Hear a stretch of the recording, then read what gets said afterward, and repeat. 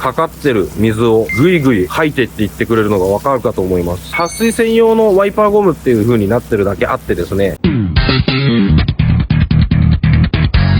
どうも、黒ガレージです。今回の動画はこちらでございます。コメリのクルザードから出ている撥水ワイパー。この撥水ワイパーの検証動画になります。僕の愛車の1台であるスズキのエブリ。このフロントガラスの撥水の動画は以前に紹介したと思いますが、それに加えてこの撥水ワイパーがどれだけのクオリティがあるのか、それを試してみたいと思います。価格がとてもお手頃でお求めやすい価格設定がされています。通常ホームセンターで買う金額の下手をしたら半額ぐらいで売られている撥水ワイパーなんですが、コメリの撥水ワイパーでどれだけのフロントガラスの環境を作れるのかっていうのを試していきたいというふうに思います。以前の動画でこちらのフロントガラスは左右別々の撥水コーティングをしてある状態なんですが、その後ですね、愛車のエブリーちゃんをきれいにするということでいろんな薬剤を使ってボディを洗ったところ、フロントガラスにね、そういった薬剤が付着して撥水が落ちてしまっていたりムラが出てしまっている状態があります。なので一度フロントガラスをリセットしてしっかりと撥水コーティングを施工し直して、その上でワイパーがどのような機能を果たしているのか皆さんにご覧入れようと思います。まずはね、現状のフロントガラスの状態どうなっているかっていうのをご覧入れようと思います。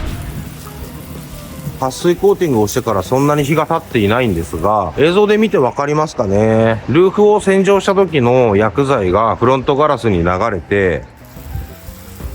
その薬剤の流れ染みみたいなのがよくわかるかと思います。左右別々のフロントガラスの撥水をしているので、撥水の仕方が違ったり、ワイパーゴムが劣化しているのでフロントガラスの吹き残しがあったり、多少のビビりが発生していたり、この辺りなんかわかりますね。薬剤の流れた後ですね、それが撥水を犯してしまってですね、フロントガラス環境が乱れているのがわかるかと思います。以前ね、リセットかけた黄色瓶を使ってフロントガラスを軽くリセットかけた後にクルザード商品のガラスリセット撥水コート施工していく流れを取ろうと思います。今ね、空が雨降ってきちゃったんで様子を見ながらになりますが、フロントガラス周辺の水気を拭き取りながらリセットかけてやっていこうと思います。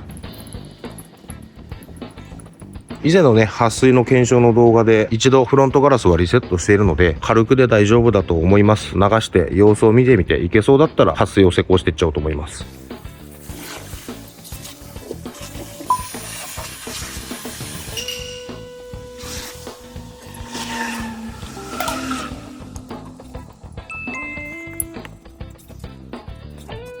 フロントガラスの施工が終わりました。白く乾いたら固く絞ったマイクロファイバークロスかなんかでね、引き上げてあげれば施工は完了です。少し手持ち無沙汰だったのとスポンジに染み込んだ撥水コーティングがもったいなかったんで、側面3枚目のガラスとリアガラス施工してみました。以前の撥水検証の動画の時にね、下地処理、油膜、汚れ取りがいらないっていうことで謳われているのにもかかわらずね、フロントガラスね、黄色瓶で磨いてリセットをかけてしまったことに対してご指摘をいただきましたので、一切下地処理をしない状態で施工してみました。果たしてどんな撥水になるのかを合わせて皆様にご覧入れようと思います。ある程度乾いたんで拭き上げしていこうと思います。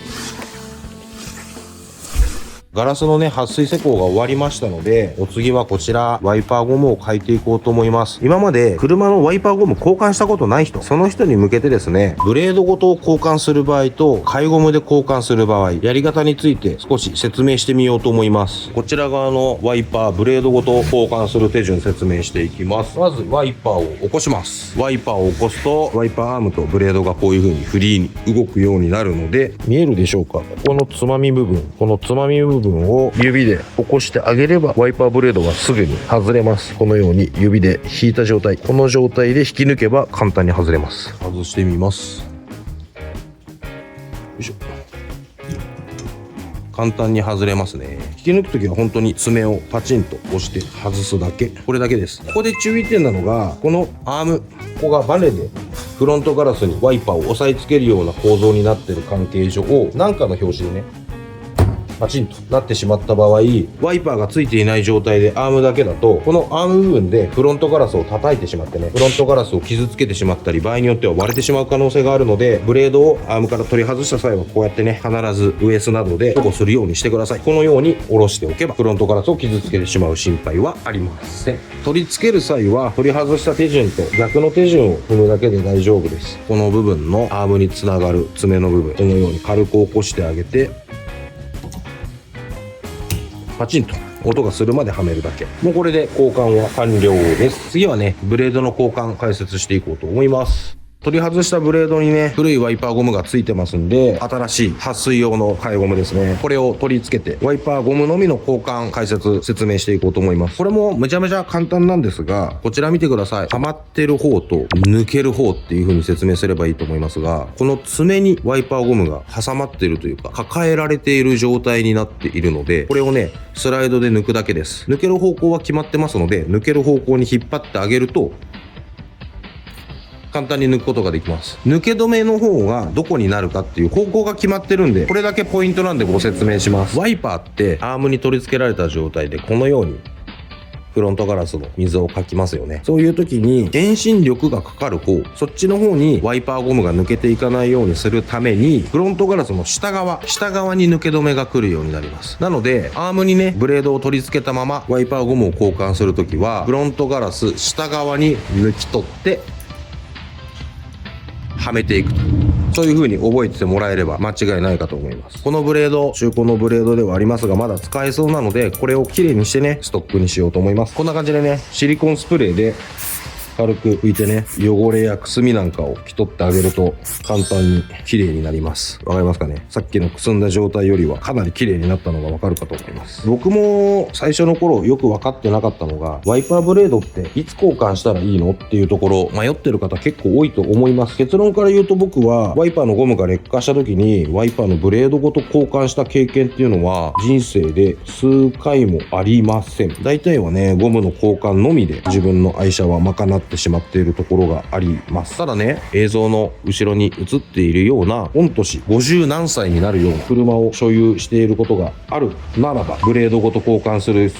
必要も出てくるかと思いますが、新車から5年程度、場合によっては10年程度でも保管状態によってはワイパーブレードの交換が必要に迫られてくる環境の車ってそうそうないんじゃないかなと思います。とはいえ、保管環境だったりとか使用状況、そういったところに含めて、新車から5年もすればね、ワイパーブレードがしらっちゃけてきちゃったりとか、こういった可動部の部分が錆びて動きが渋くなってしまったりってことはあると思うので、そういうことが起きた場合には交換すればいいと思うんですが、僕はね、雪国とかそういうところに住んでいないからか、10年落ち、場合によっては15年落ちの車であったとしても、定期的にワイパーゴムを交換するときにブレードも取り外して磨いてあげて、綺麗に汚れを取ってあげていればですね、ワイパーブレードがダメになってるっていうことはあまり経験ありません。本当に古い車で交換しなきゃなとか、見た目が悪いなっていうことで交換するんであれば、そんなにね、高いものでもないので、社外でもいっぱい部品が出てますしね、交換すればいいと思うんですけど、基本的には貧乏症なところがあったりする僕なので、ワイパーブレードは積極的には交換しないです。人によってはだいたい半年から1年に1回はワイパーゴムを交換しましょうって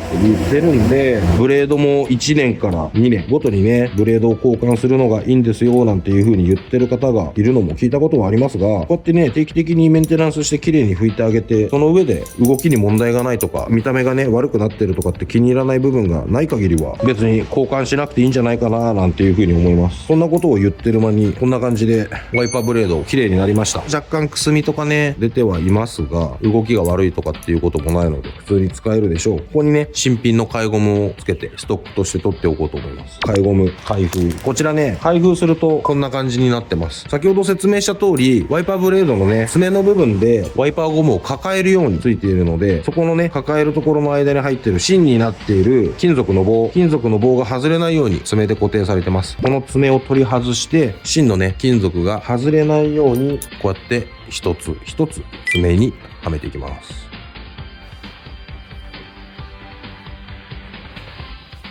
はい。最後、こんな感じで、ここ見てわかるかと思います。一番端っこの爪が引っかかるようにゴムの溝が出来上がっているので、最後はパチンと取り付ければゴムの交換は完了です。慣れてる方なんかね、アームからブレードを取り外すことなくゴムだけ交換する方もいるかと思いますが、普段こういうことをあんまりしたことがないよなんていう人は、ぜひね、アームからブレードを取り外して、よくその構造を見ながらワイパーゴム交換すれば、フロントガラス周りというか、ワイパー周りのね、ことをよく知れるんじゃないかななんていうふうに思います。取り付ける方向はこうやってね、ワイパーが動く下側、遠心力がかからない下側に抜け止めをつける。抜け止めは下だよっていう風に覚えておけば間違いなく簡単に交換できるかと思います。これはね、元あった箱に入れてストックとして取っておこうと思います。ちなみにワイパーゴムの中に入っている金属棒ですね。金属棒は意外なところで別の用途に使えたりします。僕はですね、これをある程度の長さに切って先っちょをね、もう少し細かく加工して電装部品のカプラーに刺さった配線、それを抜くためのね、差し込み棒みたいなのに使ってたりします。他にも使い方があるらしいので、真の金属棒の使い方、こんな使い方があるよなんていうのがありましたら、ぜひともコメントで教えていただければと思います。意外と使えると思いますので、取っておくのもいいかもしれません。こちらね、言い忘れてしまいましたが、小判とか長さとか断面図、車種とかメーカーによって物が違ったりします。ご自身の愛車の適合がどのワイパーゴムなのか、どのワイパーブレードなのかは、ホームセンターやカー用品店に行った際にですね、店員さんに聞いてもらえれば店員さんがわかるかと思いますし、大体のホームセンター、カー用品店にはワイパーゴムの適合表っていうのが置いてあったりします。ご自身の車種と年式がわかれば、大体のワイパー適合っていうのはお店でもね、すぐに調べられるような状態になってます。インターネットでも簡単に調べられるので、ご自身の愛車の適合がどんなものなのか調べてみてください。もう雨が降ってるんでね、フロントガラスには水滴がついておりますが、水をかけて撥水の様子を皆様にお届けしようと思います。やっぱりコメリのフロントガラスの撥水はめちゃめちゃ撥水しますね。もう水が当たった瞬間に流れ落ちてってるのがわかるかと思います。今回のメインであるワイパーとの相性がどうなのか、ワイパーのスイッチ入れてみようと思います。かかってる水をぐいぐい吐いてっていってくれるのがわかるかと思います。撥水専用のワイパーゴムっていう風になってるだけあってですね、これだけね、ワイパーガシガシ動かしても、撥水コーティング自体をね、剥がしてしまったり、傷めてしまうようなことはないかと思います。この状態で撥水ワイパーゴムを使っていれば、施工した撥水コーティングも長持ちしますし、運転中の僕の視界は安全にクリアに確保されたと言えるかと思います。またね、これまでちょっと古いワイパーゴムを使っていたんですが、新しいワイパーゴムとブレードになったことによって、かきムラがなく、しっかりとフロントガラスをね、描いてくれてるのがわかるかと思います。やっぱり、新品はいいですね。先ほどね、試しに施工した水垢まみれのガラス面に対して、コメリの下地不要と謳っている撥水を施工するとこんな感じになります。映像でわかるでしょうか？下地処理が不要と言われていても、下地処理がしっかりされているガラス面とされていないガラス面では、これだけ撥水の差があります。リアガラスもね、水垢まみれのまま撥水を施工してみましたが、水はじきはこのような感じです。